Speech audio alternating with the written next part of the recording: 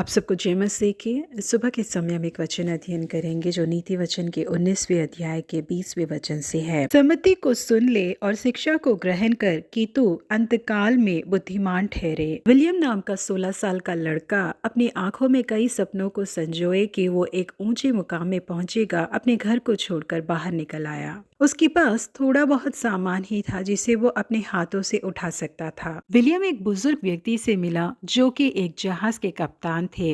अपने परिवार की गरीबी के बारे में उसने बताकर कहा कि उसके गरीब माँ बाप उसका पालन पोषण नहीं कर सकते, इसीलिए वो घर से बाहर आ गया। उसके साथ ही उसने बताया कि उसे मोमबत्ती और साबुन बनाना आता है। उस बुजुर्ग कैप्टन ने वहीं पर घुटने टिकाकर उसके लिए प्रार्थना किया और उसके बाद उसे कुछ सुझाव दिए। उन्होंने कहा कि विलियम, इस न्यूयॉर्क शहर में कोई न कोई व्यक्ति भविष्य में साबुन बनाने में बेहद मशहूर हो सकता है और वो तुम भी हो सकते हो। पहले तो तुम एक अच्छे व्यक्ति बने रहना, दूसरा अपना हृदय यीशु मसीह को सौंपना और तीसरा जो परमेश्वर का है वो परमेश्वर को देना, और उसके बाद हमेशा बेहतरीन साबुनों को तैयार करना, उसमें कोई मिलावट ना हो और तुम्हारे साबुन का वजन कभी कम ना हो। अगर तुम इन सारे कार्यों को करते हो तो निश्चय ही तुम एक स्मृति भरे अमीर व्यक्ति बन पाओगे करके उन्होंने उसे सुझाव दिया। केवल 16 साल के विलियम ने कैप्टन ने जो कुछ भी कहा उसे बहुत ध्यान से सुन लिया। कई साल बीत गए। वो लड़का न केवल एक करोड़पति व्यक्ति बना बल्कि परमेश्वर की सेवकाई के लिए करोड़ों डॉलरों को देने वाला एक व्यक्ति बना।